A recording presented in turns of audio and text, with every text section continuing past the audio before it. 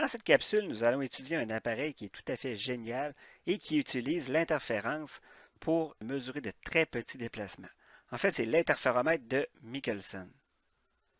On vous dit que l'interféromètre est un appareil optique inventé par Albert Abraham Michelson, produisant de l'interférence et qui permet de mesurer de très petits déplacements. Cette invention de l'interféromètre a eu des impacts majeurs en physique, notamment dans l'élaboration de la théorie de la relativité. Il y a eu une expérience qui a été faite, qui s'appelle l'expérience de Michelson-Morley, qui a permis, entre autres, de déterminer que la vitesse de la lumière est une constante, peu importe dans quel référentiel on la mesure. Donc, on a démontré que la vitesse de la lumière est indépendante du référentiel à l'aide d'une expérience faite avec l'interféromètre. Dans la même expérience, il avait démontré aussi, les deux, que l'éther n'existe pas. L'éther, c'est une espèce de structure qu'on pensait qui existait et qui aurait permis de pouvoir mesurer toutes les vitesses par rapport à cette structure de l'univers. Donc, par l'expérience de Michelson-Morley, il a réussi à démontrer que cet éther n'existait pas. Tout récemment, des interféromètres ont permis de détecter des ondes gravitationnelles. Les ondes gravitationnelles étaient prédites par la théorie de la relativité d'Einstein et on a construit des interféromètres un peu partout dans le monde. C'est des interféromètres gigantesques qui ont permis de détecter les ondes gravitationnelles prédites par la théorie de la relativité. Donc on peut voir un de ces interféromètres-là, qui est l'interféromètre de Virgo, dont les bras de l'interféromètre qu'on voit sur la photo mesurent près de 3 km chacun. Donc on va voir tout à l'heure comment est construit un interféromètre. Donc les bras peuvent avoir des dimensions différentes, mais ici c'est des dimensions qui sont gigantesques. On peut aussi se servir d'un interféromètre pour déterminer l'indice de réfraction de gaz. Donc on va voir le principe tout à l'heure. Donc on utilise l'interférence constructive ou destructive pour mesurer l'indice de réfraction des gaz. Dans cette partie, on va voir comment fonctionne l'interféromètre.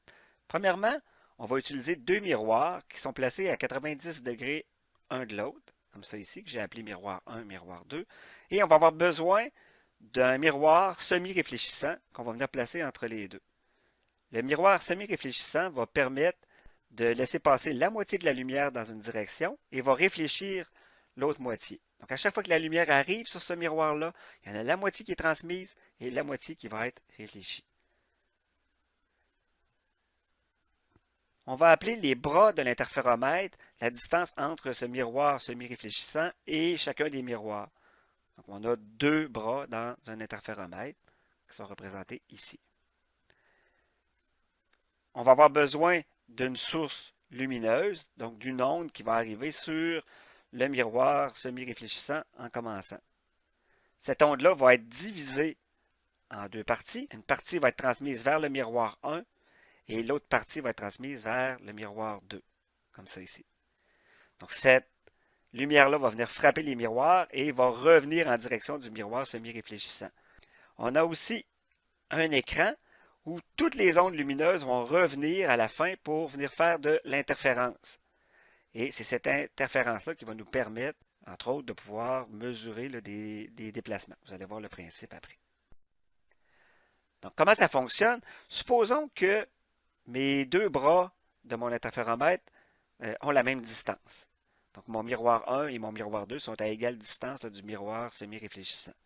Si ma lumière s'en vient, elle va venir frapper le miroir semi-réfléchissant, va être séparé en deux, va frapper les miroirs, va revenir, refrapper le miroir semi-réfléchissant, et il y a une partie de la lumière des deux faisceaux qui étaient partis vers le miroir 1 et le miroir 2 qui vont revenir en direction d'un écran pour créer de l'interférence. Donc c'est ce qu'on voit ici.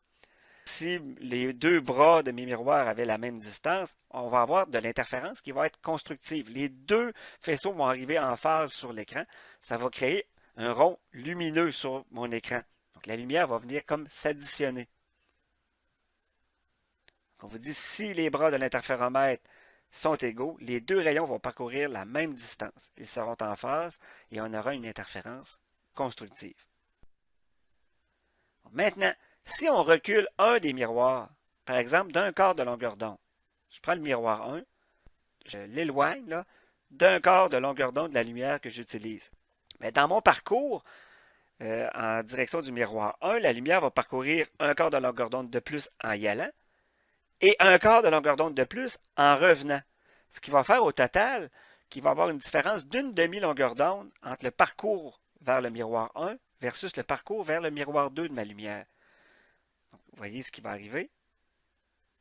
Ma lumière arrive, va être séparée, mais vers le miroir 1, il y a plus de distance à parcourir.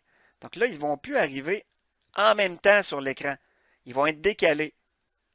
Donc l'interférence va finalement passer d'une frange claire à une frange sombre. Pourquoi ça va être sombre? Parce que si le parcours supplémentaire vers le miroir 1 a été finalement une demi-longueur d'onde de plus que celui en direction du miroir 2, quand mon onde 1 va arriver sur un maximum positif, l'onde 2, elle, va arriver sur un maximum négatif. On est décalé d'une demi-longueur d'onde. Donc ces deux ondes-là vont s'annuler tout le temps. Donc on va avoir de l'interférence destructive sur l'écran. Chaque déplacement du miroir d'un quart de longueur d'onde produira une augmentation d'une demi-longueur d'onde du trajet de lumière. Donc ça, c'est bien important. Et à ce moment-là, si on était sur une frange claire au départ, on va tomber sur une frange sombre. Si on était sur une frange sombre, on va tomber sur une frange claire. C'est ce qu'on vous dit dans la phrase. On passera alors d'une frange claire à une sombre ou bien d'une sombre à une claire. Donc, si on continue notre déplacement, je vais prendre mon miroir et je vais le faire se déplacer d'un quart de longueur d'onde en quart de longueur d'onde constamment. Qu'est-ce qu'on va voir sur l'écran à ce moment-là? Donc, supposons qu'au départ, on est sur une frange claire. On voit une bonne intensité lumineuse. Quand je vais reculer d'un quart de longueur d'onde, je vais passer à sombre, revenir à clair, sombre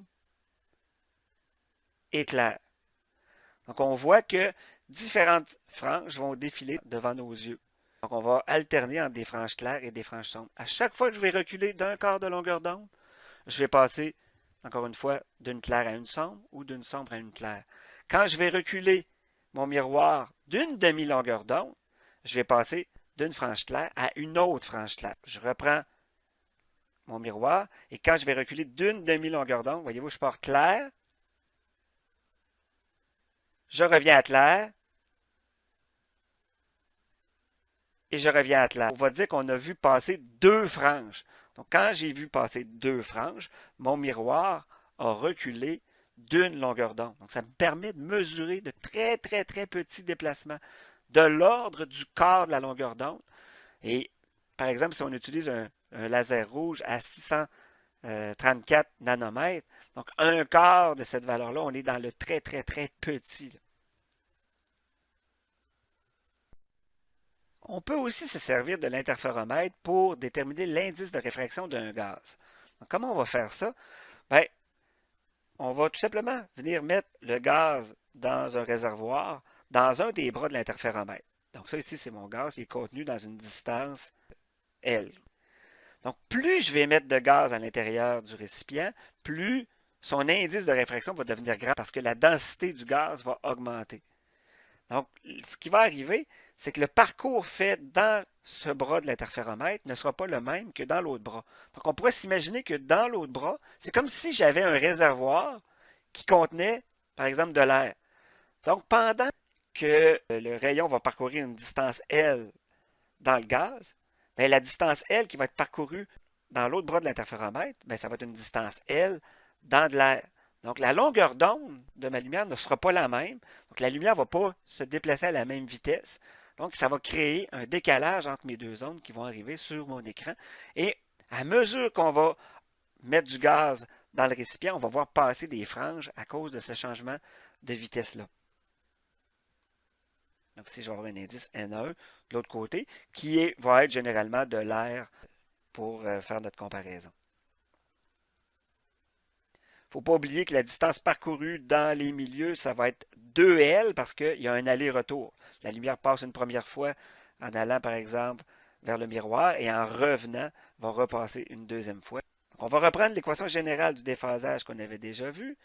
Et là, ce qu'on peut dire, c'est comme notre laser était le même au départ pour les deux, ils ont la même fréquence. Donc, oméga 2 va être égal à oméga 1. Et les deux faisceaux étaient initialement en phase, donc il n'y a pas de déphasage initial. Je peux enlever tout ça. Qu'est-ce qui va changer? Bien, en fait, je vais avoir 2 pi. La distance qui va être parcourue par un, ben, ça va être 2L, puis par l'autre aussi. Donc, je vais remplacer R2 et R1 par 2L. Les deux parcourent la même distance. Mais qu'est-ce qui va changer dans notre expression? C'est la longueur d'onde. On sait que la longueur d'onde va dépendre de l'indice de réfraction. On avait déjà vu ça. Donc, je peux venir réécrire l'équation en remplaçant la longueur d'onde lambda 2 par la longueur d'onde de la lumière dans le vide divisé par son indice de réfraction. Même chose pour lambda 1. Donc finalement, si je réécris l'expression du déphasage, ça va être 2pi n2 sur lambda 0 moins 2pi n1 sur lambda 0 fois le déplacement total là, qui était 2L dans nos récipients. Donc, on peut dire que l'indice de réfraction qu'on cherche, c'est N2, va être égal à N. Le N1, généralement, on va être dans l'air, donc on va mettre 1. Et on vient rebrasser le tout. On va obtenir une expression pour le déphasage dans notre interféromètre qui va être 4pi n-1 fois L sur lambda 0. Ça veut dire que si on est sur une frange claire au départ et qu'ensuite on va passer une frange, donc m va être égal à 1, on va revenir sur une autre frange claire. Et si je revois une autre frange claire, je vais être à m égale 2, une autre frange claire, m égale 3. Donc, dépendamment du nombre de franges que je vais voir passer, je vais pouvoir isoler l'indice de réfraction dans mon expression.